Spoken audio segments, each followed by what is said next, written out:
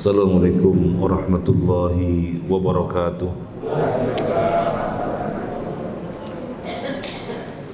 Bismillah, walhamdulillah, wassalatu wassalamu ala rasulillah wa ala alihi wa ashabihi wa mawalah, wa la hawla wa la quwwata illa billah.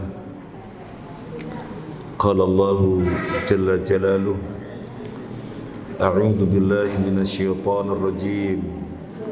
Ya ayyuhalladzina amanu taqullaha haqqa tuqatih wa la tamutunna illa wa antum muslimun.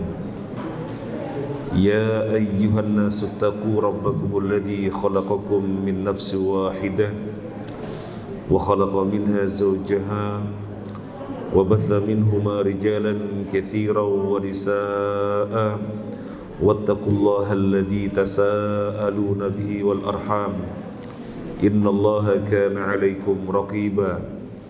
Ya ayyuhalladzina amanu taqullaha wa qulu qawlan sadida yuslih lakum a'malakum wa yaghfir lakum dhunubakum wa may yuti'illaha wa rasulahu faqad faza fawzan 'azima. Amma ba'du, fa inna asdaqal hadits kitabullah wa khairal hadi hadi Muhammadin sallallahu alaihi wasallam wa syarrul umuri muhdatsatuha wa kullu muhdatsatin bid'ah wa kullu bid'atin dhalalah wa kullu dhalalatin finnar. Bapak-bapak, ibu-ibu, ma'asyiral muslimin rahimani wa rahimakumullah. Alhamdulillah, di tempat yang baru ini, Markas Dakwah Al-Burhan, kita mendapatkan kenikmatan yang sangat besar karena tentunya memiliki markas yang sebelumnya belum memiliki. Maka kita manfaatkan sebaik-baiknya. Yang pertama, kembalinya kepada kita semuanya yang melakukan aktivitas thalabul ilmi. Yang kedua, kembalinya kepada para pewakaf yang dengan wakaf-wakaf mereka markas ini terbangun, dan insyaallah akan terus disempurnakan sehingga benar-benar lebih nyaman untuk kegiatan-kegiatan tafaqquh fiddin dan yang lainnya. Para jamaah rahimani wa rahimakumullah, tetapi tentunya sebelum kita memulai kajian, ibaratnya kita datang ke daerah yang baru, biasanya kita disebut tamu. Kita datang ke daerah yang baru, biasanya kita disebut tamu, sehingga orang-orang yang ada di situ akan melihatnya, wah ada tamu, kan begitu. Nah ini sebelumnya tidak ada, gak ada gedung. Kemudian menjadi ada gedung, wah ada sesuatu yang baru, kan begitu. Ada tamu, ada sesuatu yang baru. Oleh karena itu, biar kehadiran ini benar-benar dirasakan oleh kaum muslimin yang ada di sekitar sini, kehadiran gedung ini benar-benar bisa berkesan dan sangat berkesan bagi kaum muslimin yang ada di sekitar sini. Kita sebagai para pendatangnya lebih menunjukkan sikap yang menarik untuk mereka, lebih menunjukkan perilaku yang lebih menarik lagi untuk mereka. Karena bisa jadi kita tidak memaksudkan sesuatu yang tidak baik, tetapi mereka mendapatkan kesan, loh kok ngono, padahal kita tidak pernah memaksudkan sesuatu yang tidak baik, tetapi kesan yang ditangkap oleh mereka bisa jadi berbeda, ya, berbeda. Oleh karena itu hati-hati. Di antara bentuk kehati-hatian adalah setiap kali kita memasuki daerah sini, berjumpa, bertemu dengan siapapun, jangan lupa salam. Sambil naik motor, bertemu dengan siapa yang jalan kaki, assalamualaikum. Jangan lupa, assalamualaikum. Siapapun yang kita ketahui mereka muslim, kita ucapin salam, assalamualaikum. Sehingga tidak terjadi melewati mereka begitu saja. Dan ini melalui perilaku semacam ini, insya Allah mereka akan mendapatkan kesan yang lebih. Dan keberadaannya sama persis sebagaimana kita dulu membuka Thaibah, sama persis. Malah di sana perjuangannya sampai luar biasa, ya. Ada tindak yang menunjukkan kontra begitu, sehingga kita beli air PDAM di stop, nggak boleh datang. Anak-anak yang ngaji dicegat, nggak boleh datang, sampai seperti itu. Tetapi dengan terus pendekatan yang bagus, alhamdulillah keberadaannya sampai sekarang benar-benar dirasakan manfaatnya. Demikian juga di sini, insya Allah tidak sampai terjadi, insya Allah tidak sampai terjadi. Tetapi tentunya sangat baik jika kita dari awal mengantisipasi. Jangan sampai kehadiran kita istilahnya sebagai tamu kemudian dirasakan oleh mereka kurang respect begitu ya. Mungkin mereka melihat ada di antara kita yang selonong boy begitu ya. Nah, itu jangan ya, jangan. Baik, ini pembukaan sekedar menyemangati kita semuanya. Alhamdulillah Allah berikan kita gedung yang luar biasa, 3 lantai ini yang sangat nyaman sebagai markas.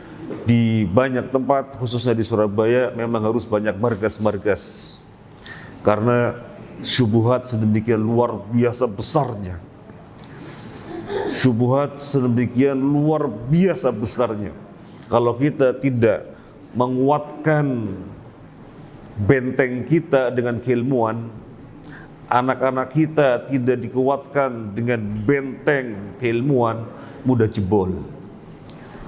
Orang-orang yang menghembuskan syubhat-syubhat sehingga kemungkaran dipandangnya kebaikan, yang hak dipandang sebaliknya batil, dengan sangat mudah diakses. Maka kita, anak-anak kita, keturunan kita harus didekatkan kepada markas-markas kajian ilmu. Oleh karena itu, markas-markas harus diperbanyak. Alhamdulillah. Bapak-bapak, Ibu rahimakumullah, kita memulai kajian kita. Tadi sudah disampaikan, memulai hadis 513. Bapak Ibu sudah ketemu 513. Baik. Kitab ini adalah Bulughul Maram, ditulis oleh Al-Hafidh Ibnu Hajar Al-Asqalani rahimahullah wa ghafarahullah walana wali walidina wali asatidina wali masyayikhina wali jamil muslimin wal muslimat al-ahya'i minhum wal amwat, amin ya rabbal alamin.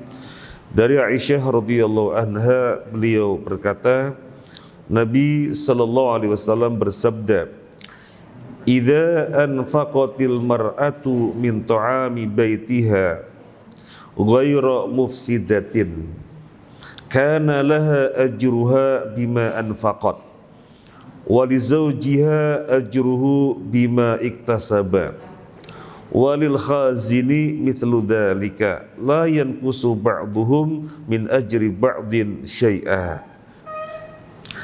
Jika seorang wanita menginfakkan sebagian makanan rumahnya dengan tanpa memudaratkan, maka dia mendapatkan pahala karena dia telah berinfak, dan suaminya juga mendapatkan pahala karena dialah yang telah mencarinya, mencari nafkah tersebut. Demikian pula penjaga harta mendapatkan pahala sama. Masing-masing mereka tidak mengurangi pahala yang lain sedikit pun. Hadis muttafaq alaih Bukhari Muslim. Sebelum kita bacakan ma yu'khadhu minal hadis, dari syarah hadis ini secara global kita sampaikan, yang bekerja itu suami. Karena memang secara tuntunan syariat dia yang bertanggung jawab atas nafkah keluarga, maka dia yang bekerja. Kemudian hasil kerjaan berupa uang diberikan kepada istri sesuai dengan teknisnya, sesuai dengan kesepakatannya. Ada yang memberikannya ini bruk sekalian untuk 1 bulan. Ada yang memberikannya ini untuk 1 pekan diatur, ini untuk 2 pekan diatur. Atau ada yang tidak demikian, memberikan kepada istri per hari. Terserah suami, karena ini hak dia sepenuhnya bagaimana mau mengatur.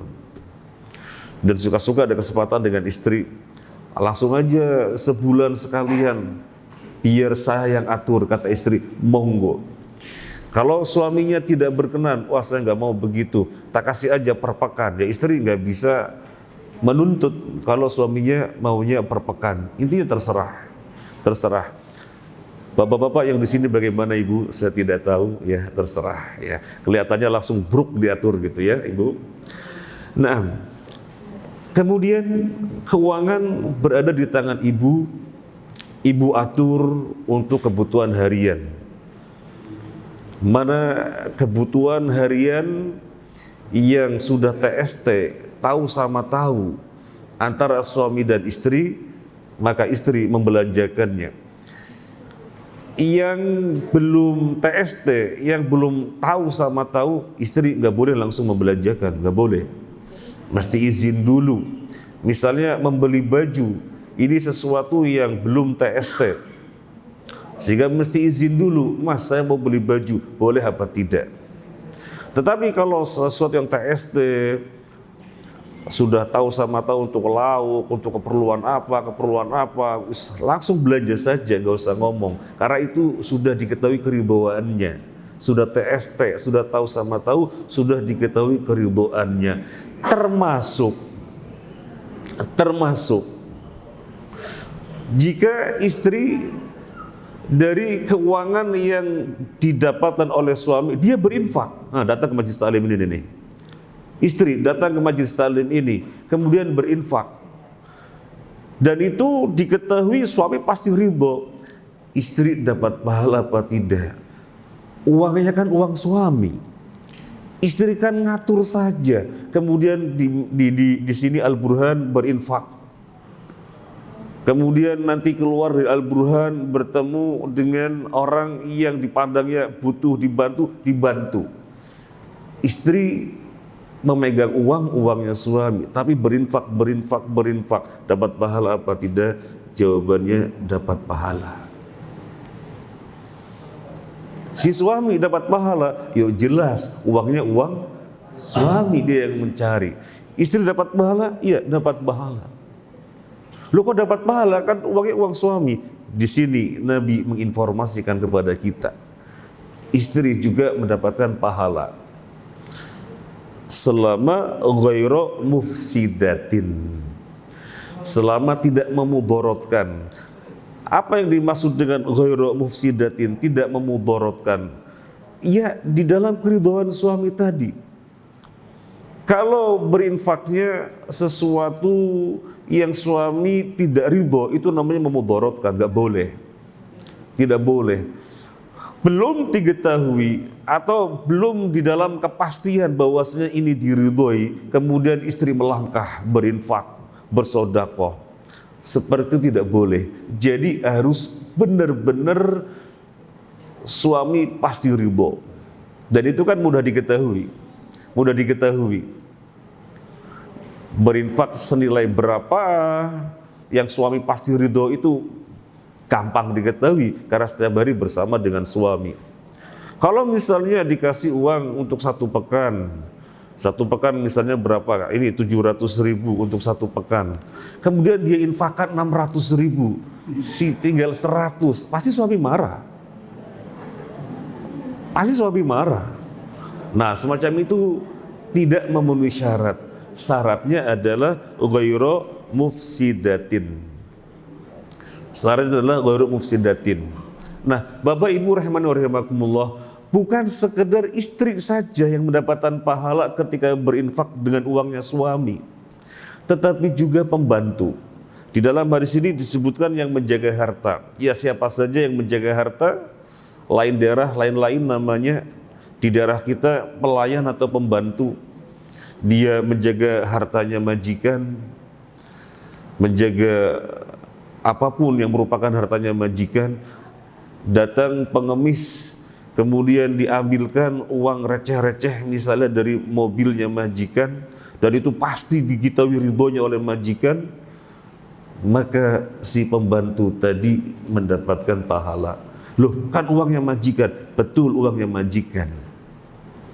Dan majikannya tentu berpahala karena memang uangnya dia. Masya Allah.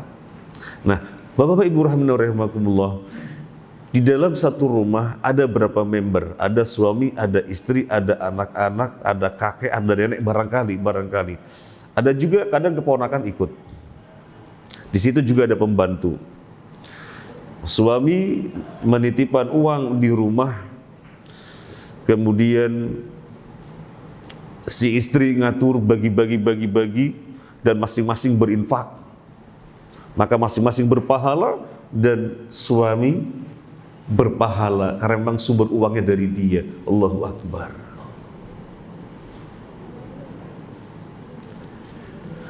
Baik, sekarang kita akan bacakan secara rinci ma yu'khadhu minal hadis, apa yang bisa diambil dari hadis ini. Al-awwal, fihi annahu yajuzu lil mar'ah an tunfiqa min ta'ami baitiha walau lam tasta'din zawjaha fi dzalika.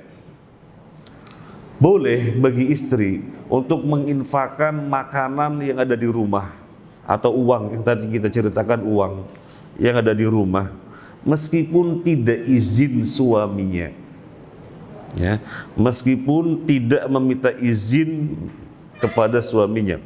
Walakin qayyadahu al-ulama bima ya'ti, tetapi para ulama mengikatkannya dengan beberapa ketentuan. Al-awwal, yang pertama, ala yamna'uha az-zawju min dzalika aw yakunu bakhilan fatashukku fi ridahu fa fi hadhihi al-hal yahrumu. Yang pertama, si suami tidak menghalanginya. Kalau diketahui suami menghalanginya, istri memaksakan, haram. Atau tidak ada keraguan tentang ridhonya si suami. Kalau diragukan, suami ridho apa enggak ya, istri memaksakan berinfak, haram. Jadi syaratnya suami tidak menghalangi dan diketahui benar-benar ridho. Makanya keluarkan makanan atau nilai nominal uang yang sekiranya suami tidak mempermasalahkan, jadi pahala. Kalau tidak, maka haram.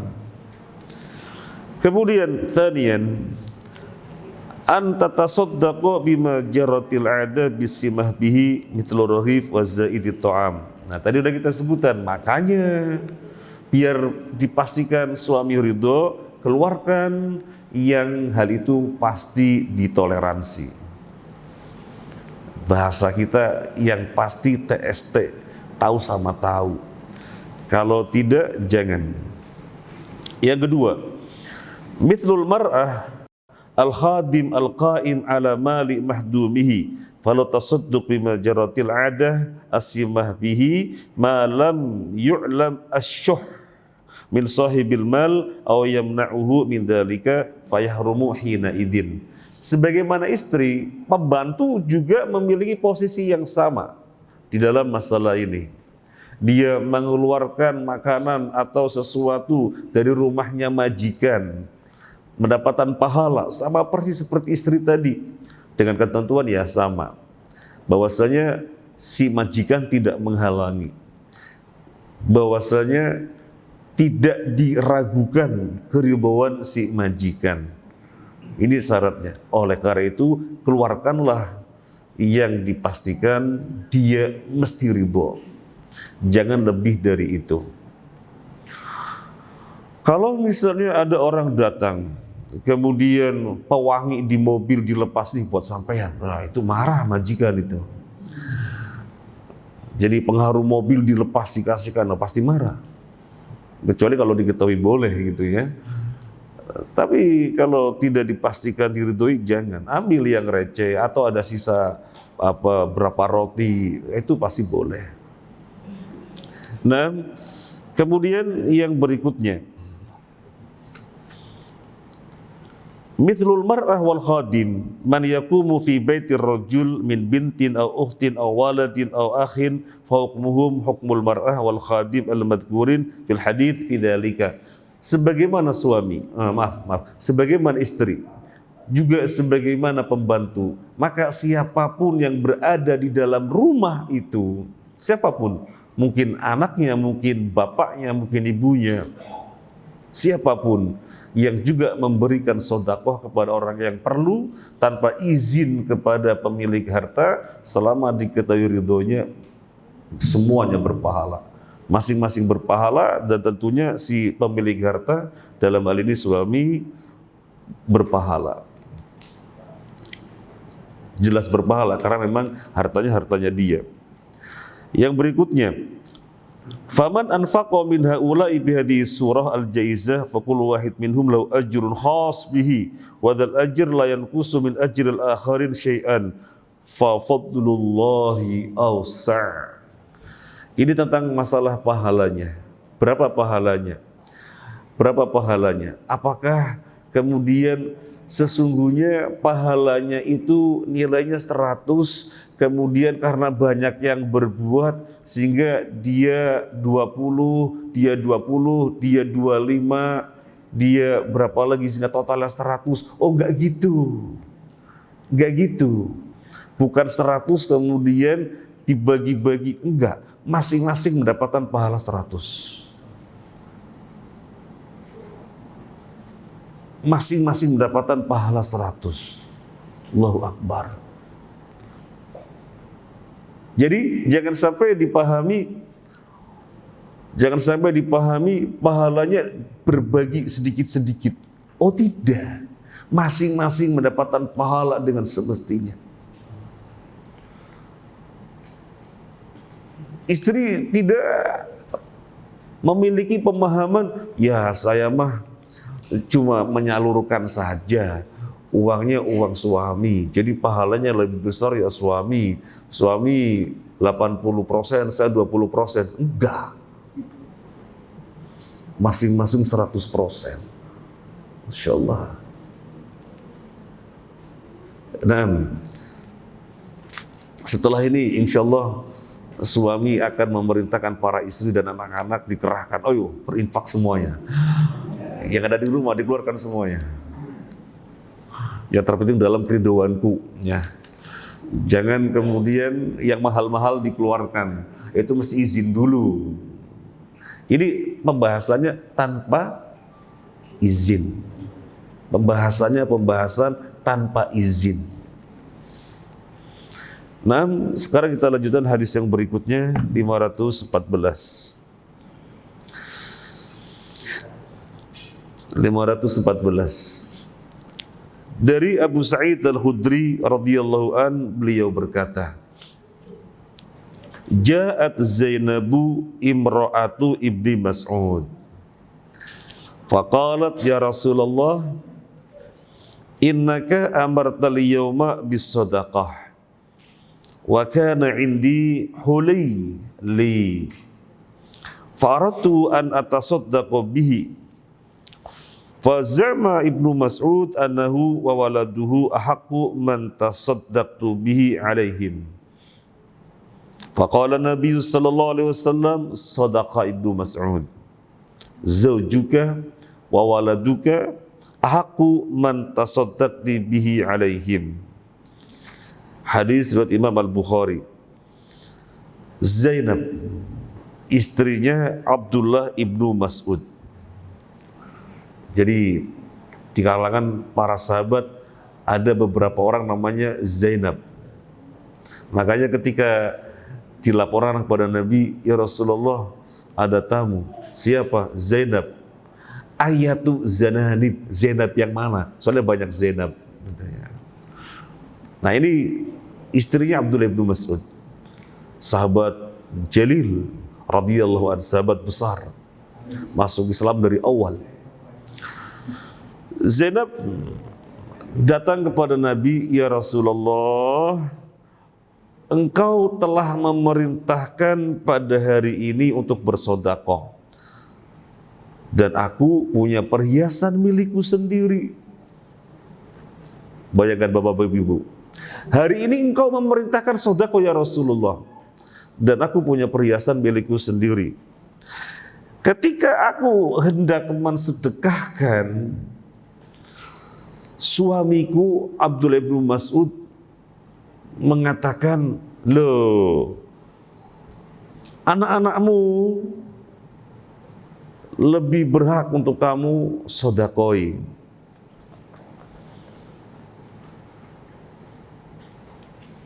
Kemudian Nabi sallallahu alaihi wasallam menjawab, iya betul Abdullah bin Mas'ud, suamimu, anak-anakmu lebih utama untuk kamu sedekoi daripada orang lain. Ini tentang rumah tangga Abdullah bin Mas'ud dan istrinya. Yang punya harta siapa? Istrinya. Bapak ibu yang punya harta siapa? Dua-duanya. Masya Allah. Apa yang bisa kita ambil dari hadis ini? Yang pertama, ma yukhadhu minal hadis fadlu shadaqati tatawwu'.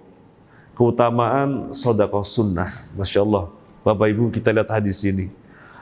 Zainab radhiyallahu anha begitu terkesan dengan perintah infak dari Rasulullah SAW. Ya Rasulullah, hari ini engkau perintahkan berinfak, bersedekah, dan aku punya perhiasan. Kira-kira ibu seperti itu apa enggak ibu ya? Hari ini ada anjuran untuk berinfak dan aku punya perhiasan. Ibu begitu bu? Masya Allah. Seperti Zainab. Jadi para sahabat terhadap keutamaan mereka itu sangat cepat dan berlomba-lomba. Bukan kewajiban, keutamaan, bukan kewajiban. Apalagi yang merupakan kewajiban, yang merupakan keutamaan mereka langsung. Bapak-bapak, ibu ingat ketika Nabi Sallallahu Alaihi Wasallam selesai salat Id, kemudian Nabi berkhutbah, kemudian Nabi menganjurkan infak, maka Nabi perintahkan seorang sahabat gelar selendang, sahabat keliling, para sahabiah, sahabat-sahabat yang wanita melempar ke selendang tersebut perhiasan-perhiasannya segala macam. Seperti itu rakusnya mereka kepada pahala.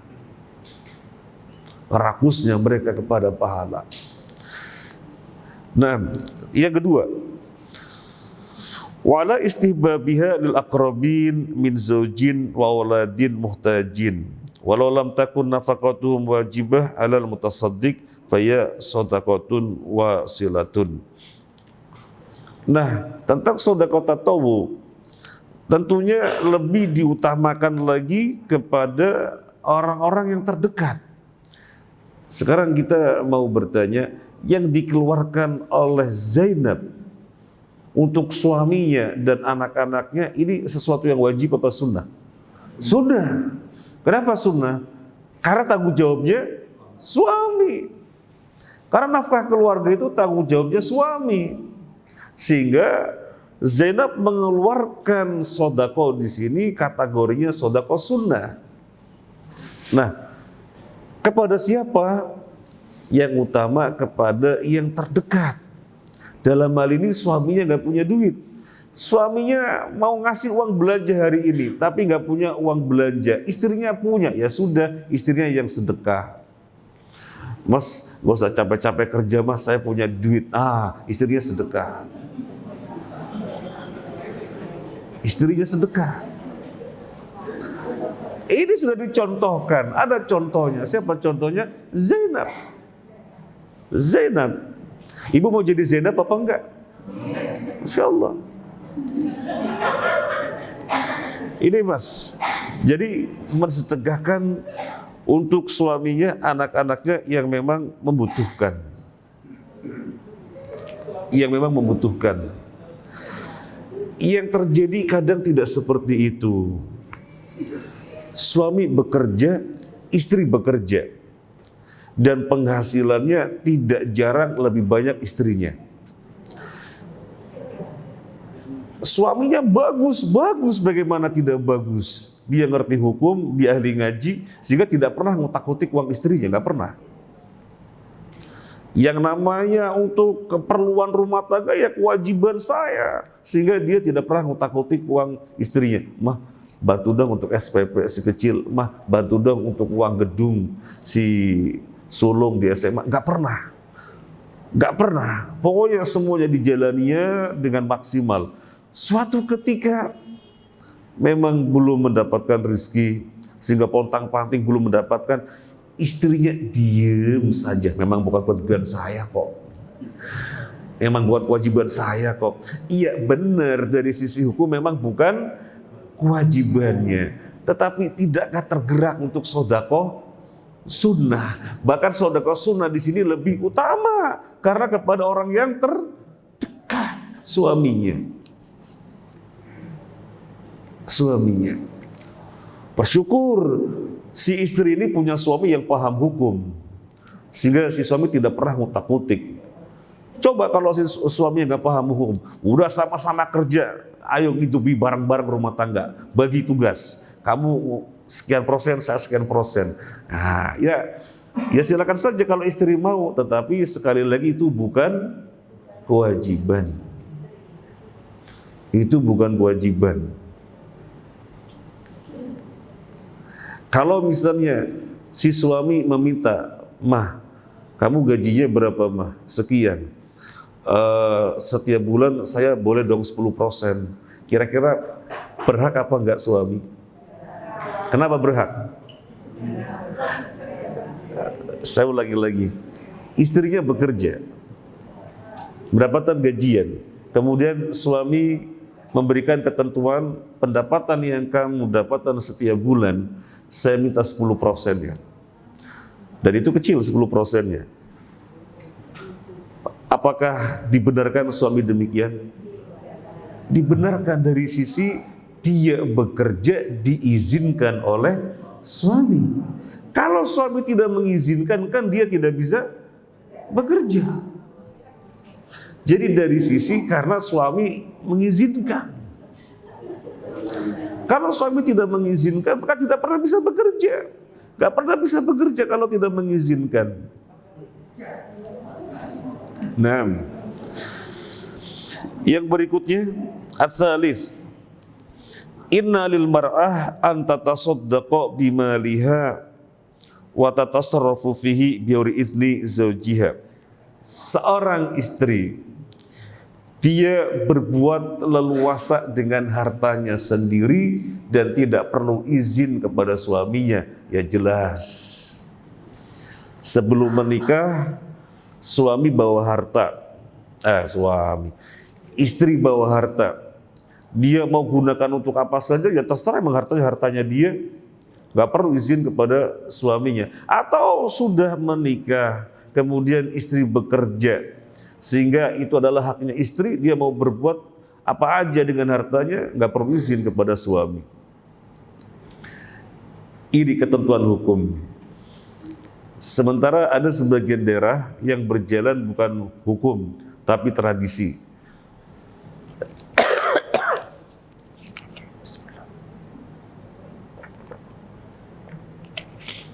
Tradisi menyatakan, kalau sudah menikah berumah tangga, duweku, duwekmu, duwekmu, duwekku. Saya nggak tahu bahasa Jawanya bener apa enggak gitu ya. Apa wekku, wekmu, wekmu, wekku gitu ya. Saya ngikuti orang-orang sini aja. Punyaku, punyamu, punyamu, punyaku. Sudah gak ada batasan. Keliru, tetap ada batasan. Tetap ada batasan. Sampai kemudian terjadi salah satunya meninggal, mana yang menjadi harta warisan? Yang menjadi harta warisan adalah 100% kepemilikan si mayit. Jangan kemudian misalnya yang meninggal suaminya, maka harta warisannya kan harta yang 100% milik si suami. Tetapi kemudian milik si istri dibawa-bawa dibagi juga. Ya nggak boleh. Nggak boleh. Demikian juga sebaliknya, yang meninggal si istri. Maka mana yang merupakan harta warisan? Ya hartanya istri. Yang 100% hartanya istri. Jangan kemudian hartanya suami dibawa-bawa diikuti bagi warisan. Nggak boleh. Makanya nggak ada punyaku, punyamu, punyamu, punyaku, tidak ada. Masing-masing ada kepemilikannya. Nah, yang berikutnya, mubadaratu nisa'i sahabah radhiyallahu anhunna ila fi'lil khair inda sima'il mau'idhah. Begitu cepatnya merespon para istri sahabiyah ketika ada ajakan kepada kebaikan. Itu karakter para sahabat keseluruhannya. Dalam hal ini yang diceritakan adalah sahabiyah, istri. Sahabiyah yang wanita. Ketika ada mau'idhah, ada ajakan, mereka cepat merespon. Mereka cepat merespon. Sehingga langsung bersegera. Memang hukum asal di dalam kebaikan itu bersegera apa menunda? Bersegera. Wasari'u, dan bersegeralah. Jadi bersegera. Malah di dalam ayat yang lainnya bukan wasari'u, fastabiqu, berlomba-lomba. Apa perbedaan bersegera dan berlomba-lomba? Kalau bersegera, wah jangan sampai ketinggalan, itu bersegera. Kalau berlomba-lomba, oh si fulan bagaimana? Si fulan, oh saya nggak boleh kalah dong. Oh si fulan bagaimana? Si fulan bagaimana? Oh saya nggak boleh kalah dong. Itu berlomba-lomba. Berlomba-lomba, tetapi tetap dalam koridor ikhlas. Mengetahui bahwasanya ini al-burhan, kurang mana. Saya mendengar si fulan sudah banyak sedekahnya. Oh saya nggak boleh kalah dong, saya punya kok, keluarkan. Kemudian yang lainnya mendengar, oh saya nggak boleh kalah dong, saya lebih punya banyak kok, keluarkan. Itu namanya berlomba-lomba. Dan para sahabat berlomba-lombanya luar biasa. Berlomba-lombanya luar biasa, bukan sekedar musara'ah bersegera, tetapi juga musabaqah, berlomba-lomba di dalam segala kebaikan, ya. Di dalam segala kebaikan. Memang orang yang satu dari orang yang lainnya Allah berikan kemampuan yang berbeda-beda. Ada orang Allah berikan dengan kemampuan harta sehingga dia berbuat dengan hartanya. Ada orang Allah tidak kasih kemampuan harta. Hartanya Allah kasih pas-pasan. Tetapi Allah beri kemampuan qiyamul lail yang luar biasa. Ada orang tidak demikian, harta tidak, qiyamul lail tidak. Tapi Allah kasih kemampuan Qur'annya yang luar biasa. Nah, kita ini melihat saya bisanya yang mana? Kalau bisa semuanya, alhamdulillah seperti Abu Bakar As-Siddiq. Kalau bisa semuanya, Tapi kalau misalnya tidak, saya harus yang mana ini, nggak boleh kalah juga saya. Sudah harta enggak, Quran enggak, Qiyamul Lail enggak, terus apa? Nah itu cara kita berpikir. Para sahabat dalam hal ini istrinya para sahabat mubadarah, bersegera. Kemudian yang berikutnya, innalil insan ayatasaddaqa walau min asyaihi al-khasah fayuthiru ghairahu ala hajatihi walakinnahu muqayyadun bima la yakhillu bima yanqusu ma'unatahu wa ma'unata man ya'ul fa in fa'alahu fa innahu athim. Orang dengan harta yang dimilikinya, dia bisa bersedekah untuk apa saja terserah, tidak ada batasannya, termasuk mengutamakan orang lain daripada dirinya sendiri, termasuk mengutamakan orang lain daripada dirinya sendiri. Harta-hartaku, uang-uangku, makanan-makananku, saya mau berbuat mengutamakan orang lain daripada saya sendiri. Artinya sesungguhnya saya sendiri ini perlu, butuh, tapi saya akan mengutamakan orang lain. Boleh.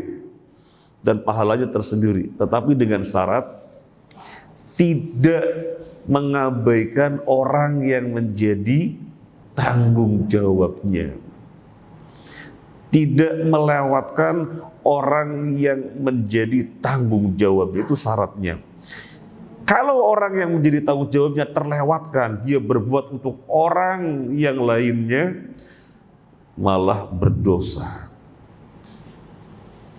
Malah berdosa. Pernah terjadi apa tidak? Terjadi dalam kehidupan sahabat, suami istri kompak. Suami istri kompak. Mungkin kalau dilihat, wah itu sedekah kecil saja. Bukan masalah sedekah kecilnya, tapi mengutamakan orang lainnya. Ada tamu. Nabi SAW mengatakan kepada para istrinya, ada enggak hidangan buat ini tamu? Semua istri mengatakan, enggak ada ya Rasulullah. Enggak ada, makanan enggak ada. Sekedar makanan enggak ada. Demikianlah kehidupan Nabi SAW.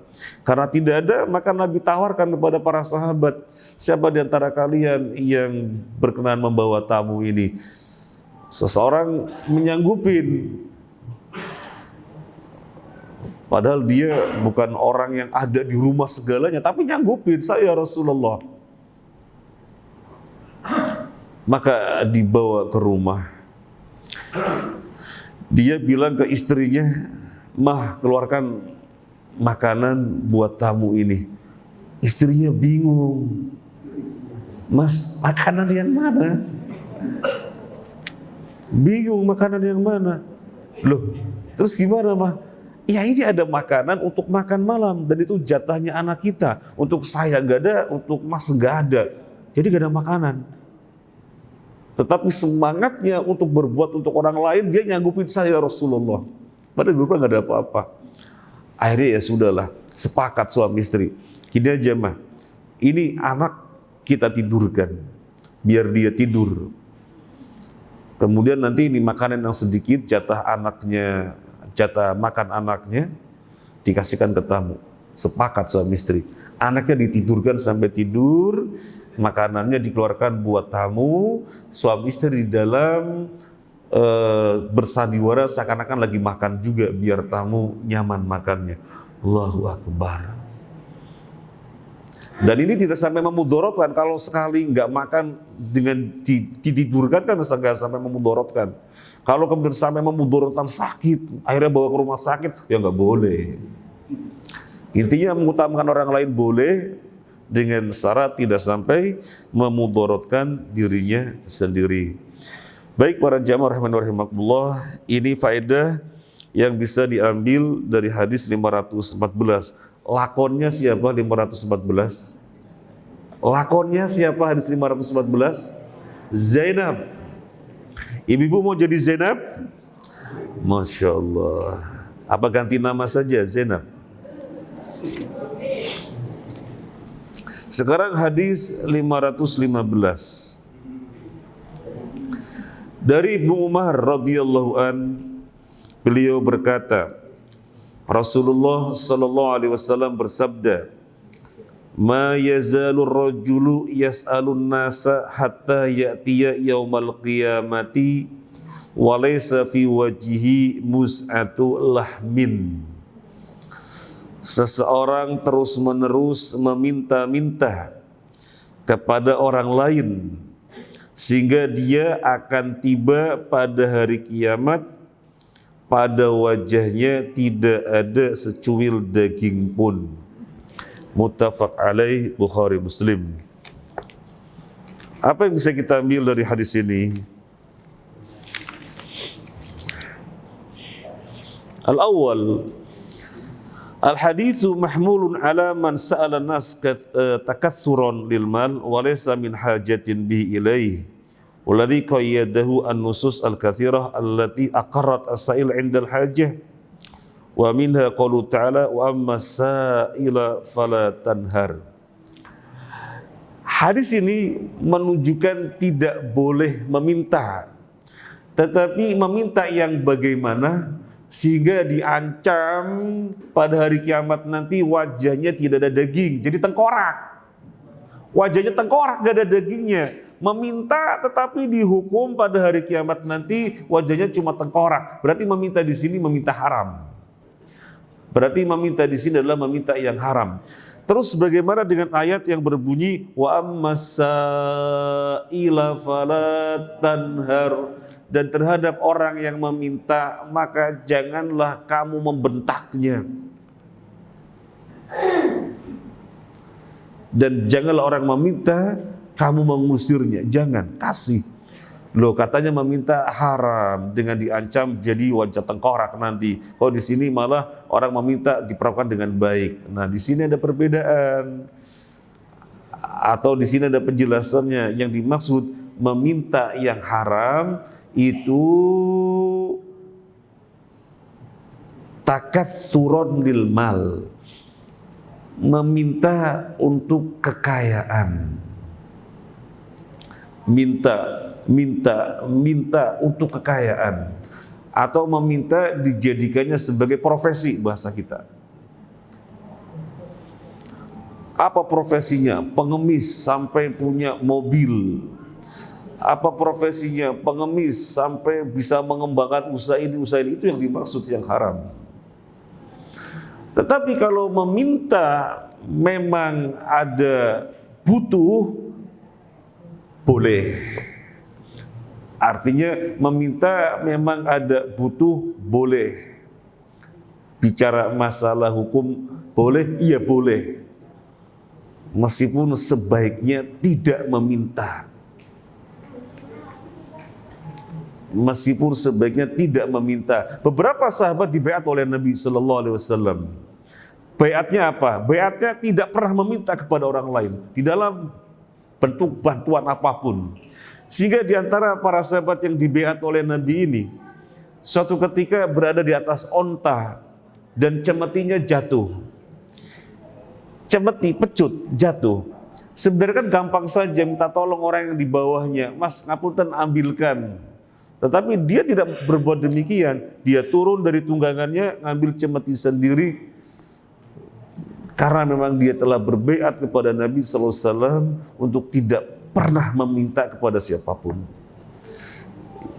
Nah, sekarang yang dimaksud dalam hadis ini meminta yang diancam dengan wajah tengkorak adalah meminta yang haram, yaitu takatsuron lil mal, meminta yang dijadikan sebagai profesi.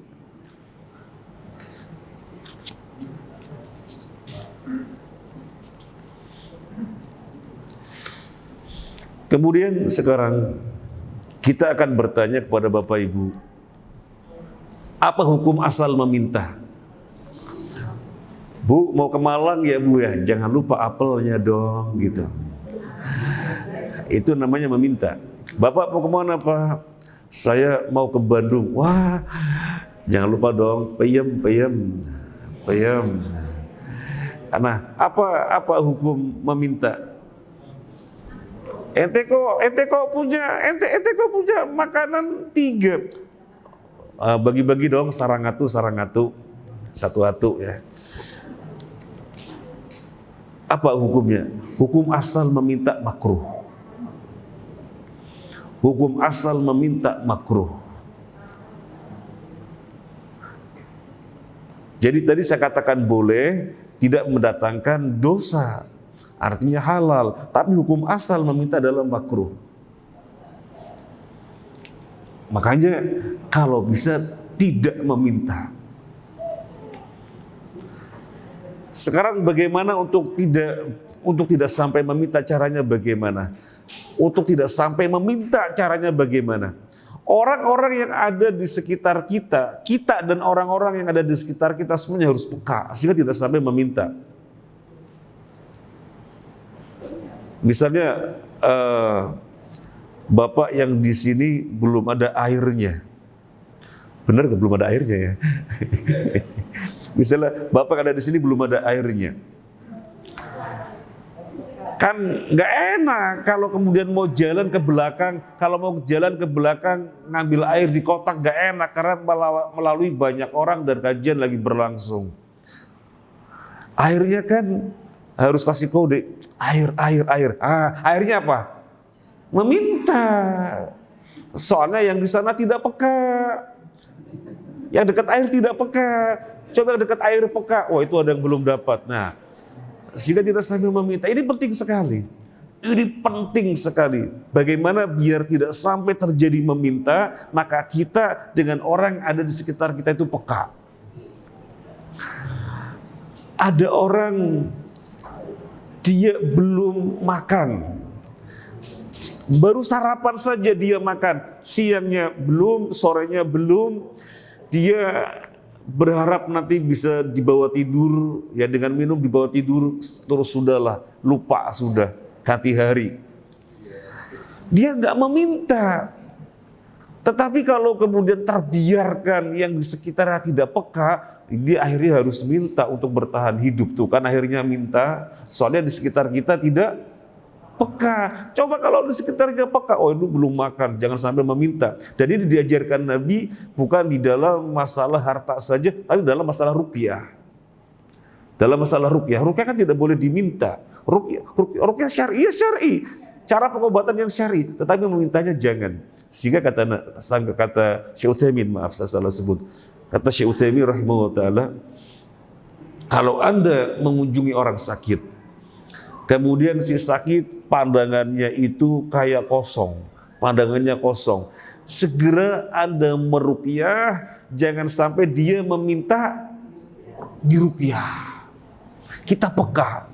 Jadi yang dibutuhkan itu kepekaan, biar tidak ada di tengah-tengah kita tidak meminta. Jadi tindakan meminta biar tidak ada, maka harus peka.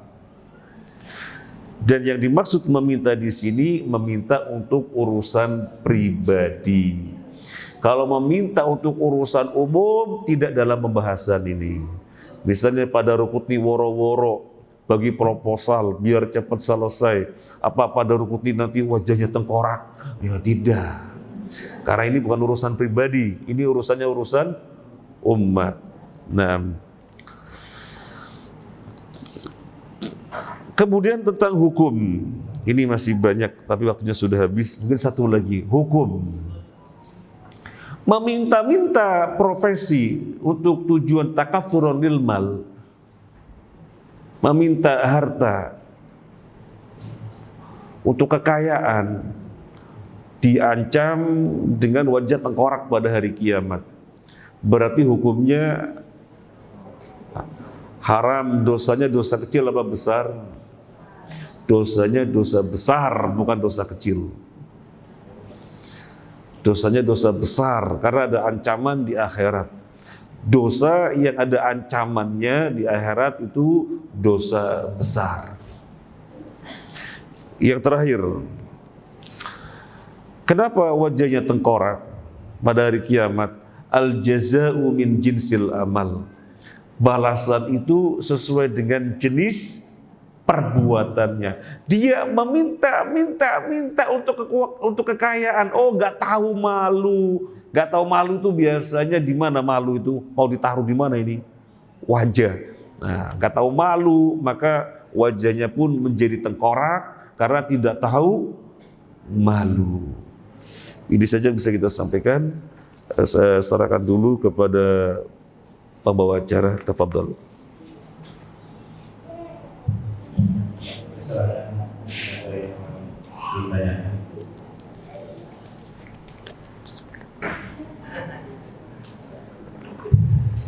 Assalamualaikum warahmatullahi wabarakatuh. Waalaikumsalam warahmatullahi wabarakatuh. Masalah hadis 519 Oke. itu apakah istri kalau mempunyai suami menafkahi. Terus yang saya maksud itu kalau istrinya tidak punya suami janda, itu gimana Pak? Sedekahnya bisa atau tidak Pak? Di dalam hadis ini istri punya suami, ya, istri bersedekah kepada suaminya. Nah sekarang ditanyakan istri nggak punya suami, berarti janda. Sedekahnya kepada siapa? Ya terserah. Kan sedekah sunnah itu kan nggak ada batasan kepada siapapun. Nggak ada batasan kepada siapapun. Cuma berbicara yang lebih utama adalah kerabat yang lebih dekat dengan dirinya. Suami lebih dekat dengan dirinya, iya. Tapi suami nggak ada anak-anak, dan anak-anak mereka memang perlu disodakoi kepada anak-anak. Perlu disodakoi kepada anak-anak. Yang ditanyakan, yang dimaksud yang sisi mananya? Yang saya tanyakan itu janda itu sedekah. Yang sedekah itu Pak, maksudnya dia sedekah. Nah sedekah itu diarahkan kemana Pak? Nanti kalau semua sedekahnya itu diarahkan ke orang tua, mana Pak? Boleh apa enggak? Janda mau sedekah kemana? Ke orang tua atau ke siapa? Terserah, nggak ada batasan. Kalau uangnya banyak sekali berarti semuanya dapat. Bukan saja kerabat yang terdekat, tetapi yang jauh juga semuanya dapat. Tetapi kalau uangnya terbatas dan harus memilih, maka utamakanlah yang lebih dekat. Karena yang lebih dekat ada dua faedah sedekah itu sendiri dan faedah silaturahim. Demikian. Jadi faedah sedekah dan faedah silaturahim. Ini kalau harus memilih, soalnya uangnya terbatas. Tapi kalau uangnya banyak sekali, yang ada pembahasan. Yang dekat dapat, yang jauh pun dapat. Nah, maksud saya itu gini Pak, apa itu yang jaga tadi ya, dia tidak sedekah, tapi sedekahnya itu tiap bulan diberikan kepada orang tua, gitu kan? Diberikan kepada, pokoknya rutin lah begitu dia. Bagaimana itu Pak? Sedekahnya dikasihkan kepada orang tua. Gimana Pak? Ayah ibunya. Iya, ayah ibunya. Ayah ibunya tidak berkemampuan. Tidak kemampuan. Ayah ibunya tidak ya bagus. Iya, karena dua faedah di situ, faedah sedekah dan faedah silaturahim. Nah, kalau dikatakan apakah dia berkewajiban menanggung orang tuanya? Bukan berkewajiban, karena dia perempuan. Yang berkewajiban adalah anak yang laki-laki. Jadi bukan dikatakan berkewajiban, dia bersedekah. Nah ini sekaligus kita sampaikan sedikit ya. Kadang-kadang ada janda, tadi temanya janda Pak Untung ya. Kadang-kadang ada janda, dia harus pontang-panting mencari penghidupan untuk dirinya. Padahal dia punya kakak dan adik perempuan yang kakak dan adik yang laki-laki. Siapa tanggung jawab sebenarnya? Kakak dan adiknya yang laki-laki itu tanggung jawab. Ketika mereka berkemampuan, kakak dan adiknya berkemampuan, banyak harta, maka ini adalah tanggung jawabnya. Kecuali kalau kakak dan adiknya tidak berkemampuan. tapi berkemampuan, maka menjadi tanggung jawabnya. Karena wanita di dalam Islam itu sejak lahir dijamin. Ketika lahir dijamin oleh ayahnya. Ayahnya berlepas, berpindah ke suami. Suaminya misalnya meninggal, kembali ke ayahnya lagi. Ayahnya sudah nggak ada, kakak ada aja yang laki-laki yang berkemampuan. Nah, demikian, okay? Cukup? Nggih, Pak. Waalaikumsalam warahmatullahi wabarakatuh.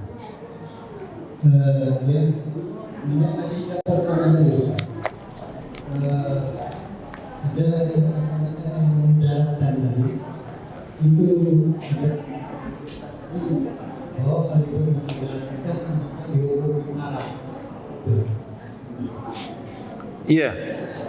Hadis 513 tentang istri yang bersedekah dari harta suaminya, anak, kemudian pembantu, semuanya bersedekah dari keuangan suami, semuanya mendapatkan pahala 100% masing-masing, bukan dibagi-bagi, tapi masing-masing 100%, yang punya harta si suami 100%, istrinya yang mensedekahkan juga 100%. Yang punya harta yaitu suami sebagai majikan, dia 100%, si pembantu keluaran juga berpahala 100%. Syaratnya yang dikeluarkan itu ghairu mufsidatin, tidak memudorotkan. Di antara pengertian memudorotkan adalah hal itu dengan keridhaan si suami tadi. Biar dipastikan dalam keridhaan suami atau majikan, keluarkanlah yang sifatnya tidak diragukan, pasti diridhoi. Ini yang disebut dengan tidak memudorotkan. Nggih. Nggih. Kalau yang sedekah suami kan maksudnya juga istri yang bersedekah suami, ya memang hartanya suami dia bersedekah. Yang lainnya tidak dong. Yang lainnya tidak. Suami bersedekah, anak dan istrinya tidak. Tetapi kemudian anak dan istrinya adalah orang-orang yang mengkondisikan kesolehan rumah tangga. Ya berarti pahala mengkondisikan kesolehan itu. Adapun pahala sedekah yang punya harta. Makanya ini hadis luar biasa sekali. Gimana si istri yang tidak bekerja, anak yang tidak bekerja tapi bisa mendapatkan pahala sedekah. Caranya seperti ini. Uang dari suaminya disedekahkan, dia mendapatkan pahala sedekah. Dan suami yang mencari harta juga mendapatkan pahala sedekah masing-masing 100%. Berbahagialah jadi suami. Karena mendapatkan pahala setiap kali istri bersedekah, mendapatkan pahala setiap kali anak bersedekah. Nah, Ibu ada mau nanya? Nggih?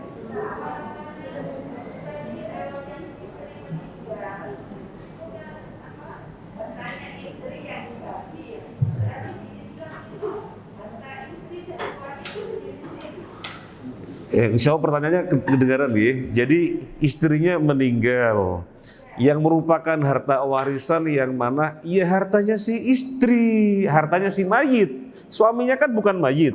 Ya. Yang meninggal kan istrinya, berarti yang mayit istrinya. Harta warisan itu hartanya si mayit. Kemudian pertanyaannya, berarti dalam Islam suami istri hartanya sendiri-sendiri? Iya.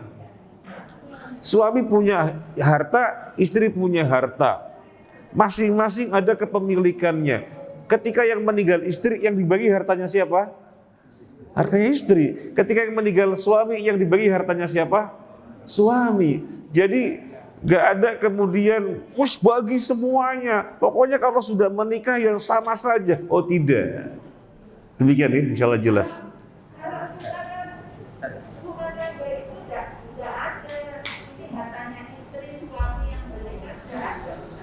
Kalau begitu yang bekerja siapa? Dua-duanya bekerja. Dua-duanya bekerja, uangnya campur. Jadi dua-duanya pagi-pagi berangkat bareng ke kantor misalnya, ngapunten ya. Pagi-pagi berangkat bareng ke kantor, sore-sore pulang bareng dari kantor, kemudian uangnya dicampur itu ya. Uangnya dicampur sampai jadi rumah, uangnya dicampur sampai jadi mobil, uangnya dicampur sampai jadi apa. Sekarang salah satunya meninggal, misalnya gitu ya. Harta warisannya bagaimana? Harta warisannya dengan cara memposisikan terlebih dahulu. Ini harta milik bersama, kepemilikannya persentasenya berapa? Kalau misalnya kepemilikannya 50-50, berarti yang dibagi adalah separuhnya, milik si mayitan separuhnya. Kalau kepemilikannya misalnya ini 70%, ini 30%, maka si mayit yang 70%, ya 70% dibagi, yang 30% bukan, itu punya suaminya. Iya, diposisikan terlebih dahulu. Nah,